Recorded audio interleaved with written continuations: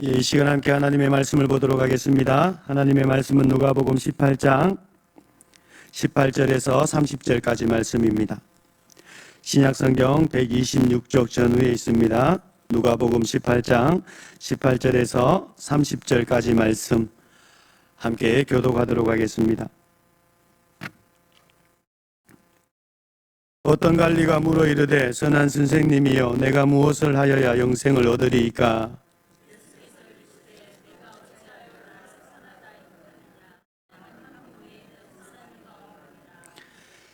내가 계명을 안 하니 간음하지 말라, 살인하지 말라, 도둑질하지 말라, 거짓 증언하지 말라, 내 부모를 공경하라 하였느니라.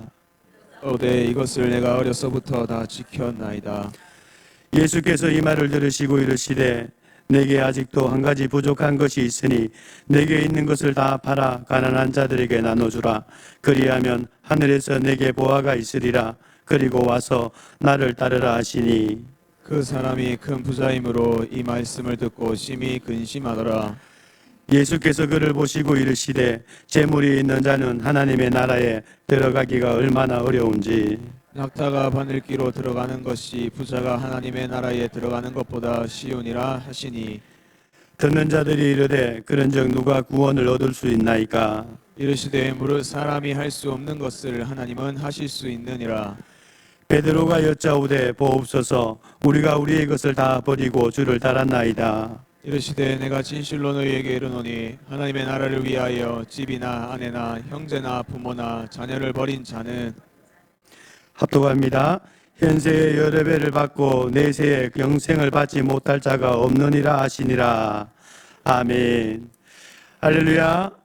예, 오늘 이 시간 아직도 한 가지 부족한 것이라는 제목으로 여러분들과 말씀을 나누고자 합니다. 이탈리아의 레오나르도 다빈치가 그의 걸작인 최후의 만찬을 막 완성했을 때의 일입니다.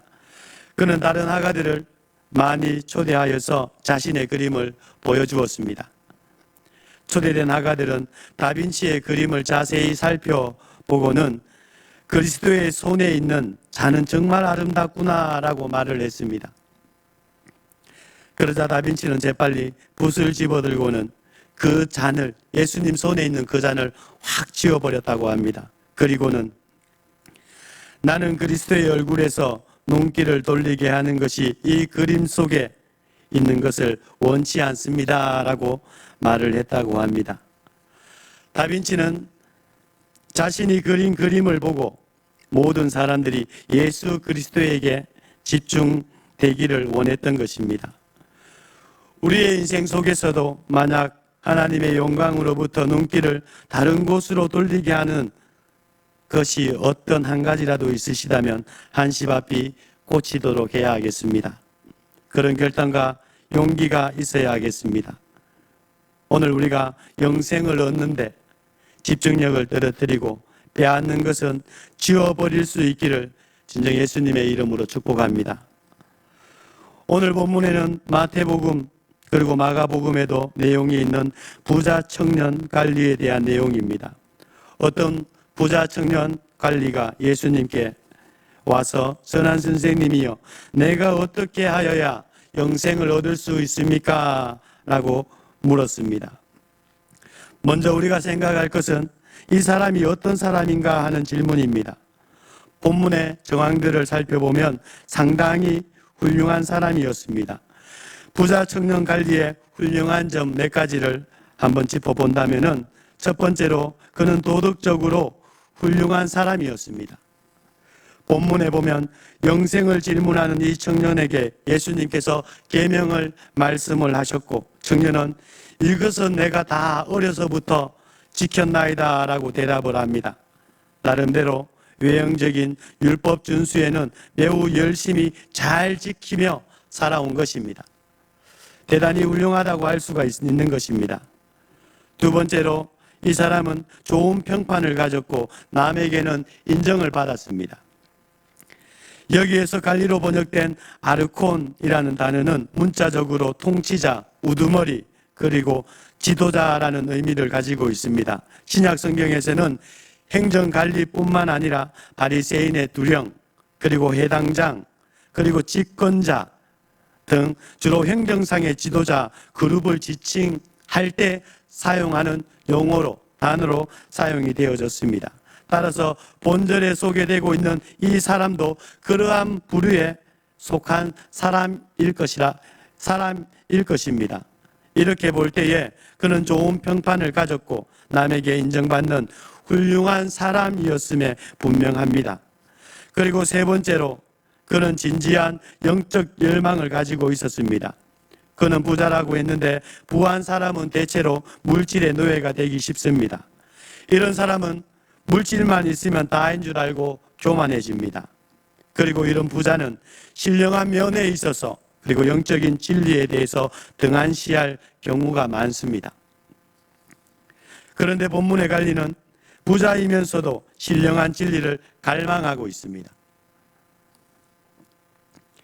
본문의 전체적인 흐름으로 볼 때 그는 예수님을 시험하거나 자기를 자랑하기 위해서 예수님께 나온 사람이 아니었습니다. 복음서를 읽어보면 예수님을 시험하거나 자기를 자랑하기 위해서 주님을 찾아온 사람들이 많았지만은 이 사람은 그런 사람이 아니었습니다. 진지하게 높은 차원의 그 신령한 세계를 추구하고자 하는 그 열정을 가졌던 것입니다. 훌륭한 청년이었다고 하지 않을 수가 없습니다. 그리고 네 번째로 그는 예수님께 나와 문제를 해결하려고 하는 총명과 그리고 분별력을 지니고 있었습니다. 당시 그 청년이 문제를 의논할 만한 상대는 제사장이 있었습니다. 그리고 서기관, 바리새인 뿐만 아니라 랍비도 있었습니다. 그러나 이 부자 청년은 그리로 가지 않았습니다. 갈릴리 아주 너무나 초라한 청년이신 예수님을 찾아온 것입니다. 그만큼 영적인 식별력이 있었던 것입니다. 게다가 예수님께 묻는 것이 영생의 문제인 것을 보면 이 청년은 참으로 지혜로운 사람이었음을 알 수가 있습니다. 더구나 이 부자 청년은 예수님 앞에서 바른 태도를 취했습니다. 이 부자 청년은 지금 많은 사람이 보는 앞에서 대놓고 예수님께 묻고 있습니다. 그런데 마가복음에 보면 예수님께 달려와 엎드려 절하고 내가 무엇을 하여야 영생을 얻으리까? 라고 물었습니다.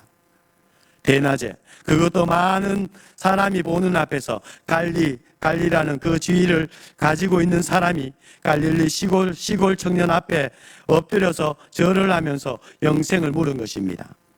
얼마나 겸손하고 예의가 바른 사람입니까? 이런 면에서 이 청년 관리는 상당히 훌륭한 사람이었음에 틀림이 없습니다. 이런 훌륭한 청년이 예수님께 영생의 길을 물어왔습니다. 18절에 보시면은 선한 선생님이여 내가 무엇을 하여야 영생을 얻으리까? 이런 청년에게 예수님께서는 이렇게 대답을 하십니다. 19절입니다. 네가 어찌하여 나를 선하다 일컫느냐? 하나님 한 분 외에는 선한 이가 없느니라 라고 하셨습니다.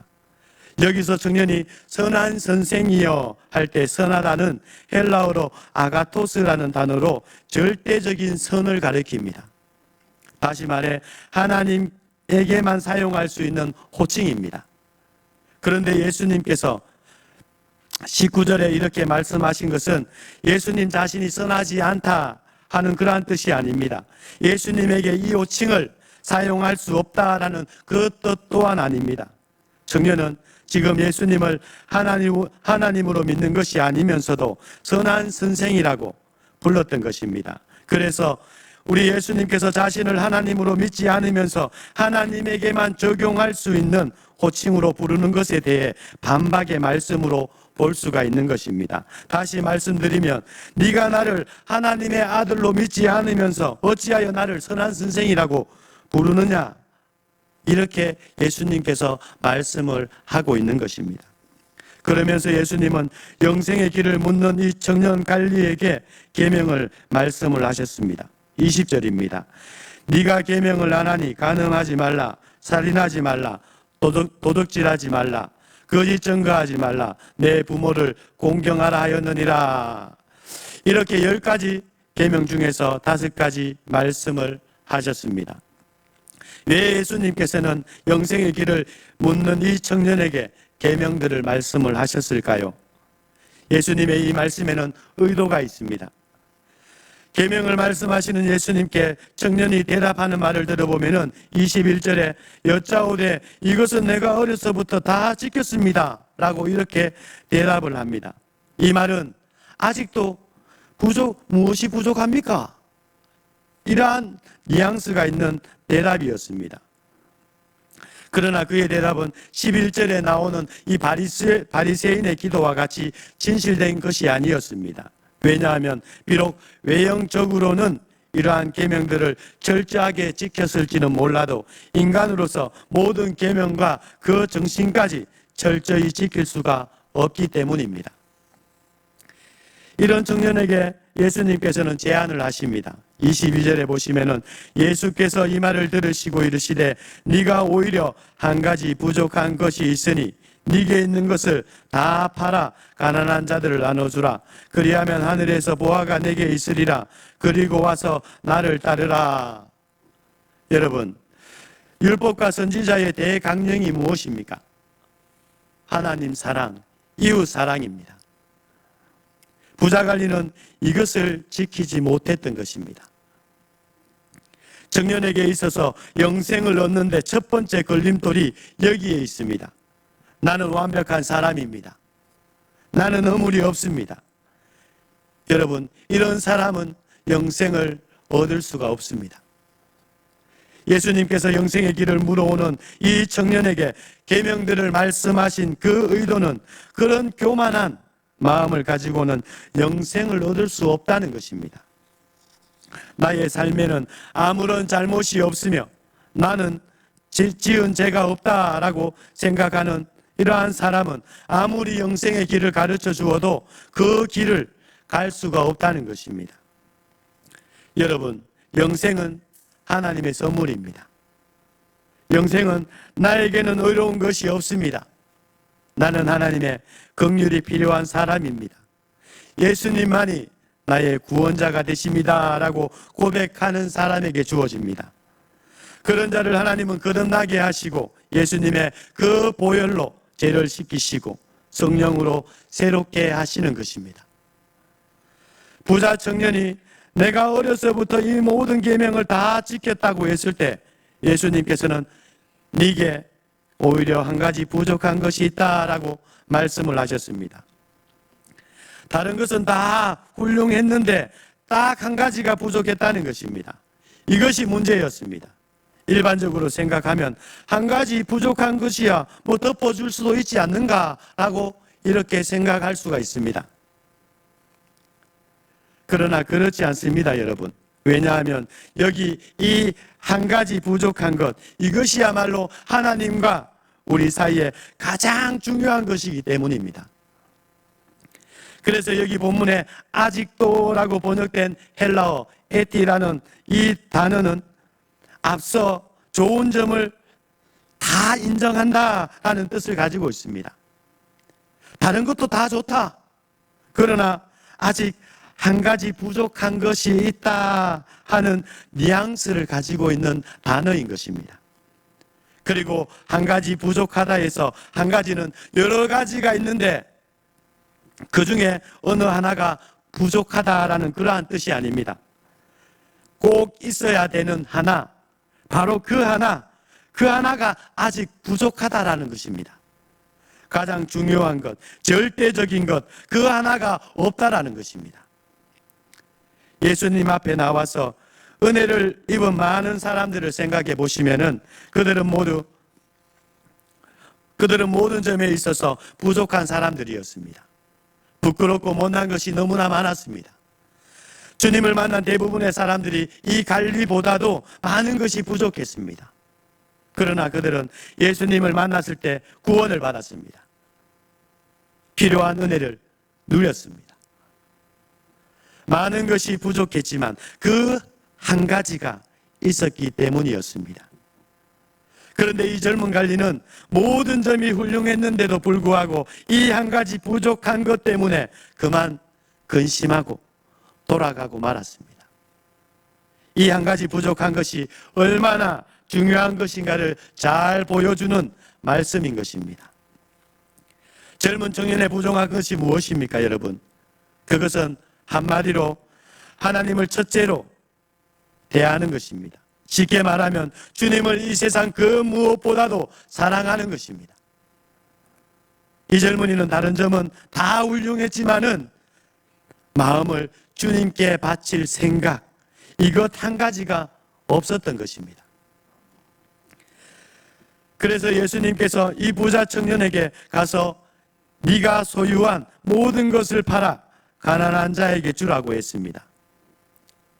그렇다고 해서 여러분, 이 말씀에서 영생을 얻기 위해서는 누구나 소유를 다 팔아 가난한 사람에게 주어야 하는가라고 오해를 해서는 안 됩니다. 예수님은 일찍이 그 누구에게도 그런 명령을 내리신 적이 없습니다.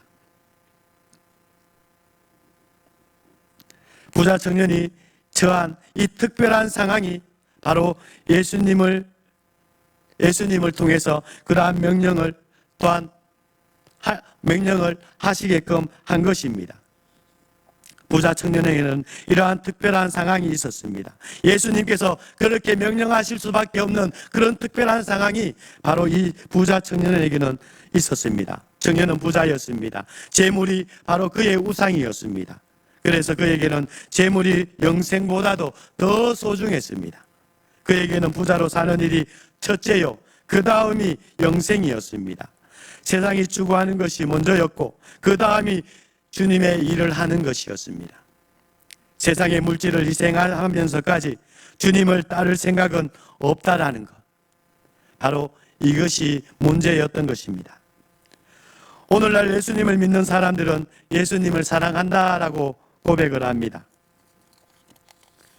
그러나 예수님보다 더 사랑하는 것이 있습니다. 예수님을 잘 믿기 위해 버려야 할 것이 있는데 그것을 포기할 수 없고 버릴 수가 없습니다. 예수님보다 오히려 그것을 더 좋아하기 때문입니다. 항상 우선순위에서 하나님께서 밀립니다. 신앙은 있는 것처럼 보이는데 섬김과 헌신이 되지 않습니다. 여차하면 보이지도 않습니다. 신앙보다, 하나님보다 더 중요하고 좋은 것이 너무나 많습니다. 여러분, 예수님을 믿는 것은 영생이냐 멸망이냐 하는 문제입니다. 우리 주님은 내게 있어서 두 번째로 중요한 대상이 되시려고 하지 않으십니다. 주님은 우리에게 전부가 되기를 원하고 계십니다. 따라서 주님을 온전히 따르려면 주님보다 더 사랑하는 것을 우리는 버려야 할 것입니다. 다시 말하면은 우상을 버려야 하는 것입니다. 오늘도 많은 사람들에게 본문의 청년과 같이 재물이 우상이 되어 있습니다.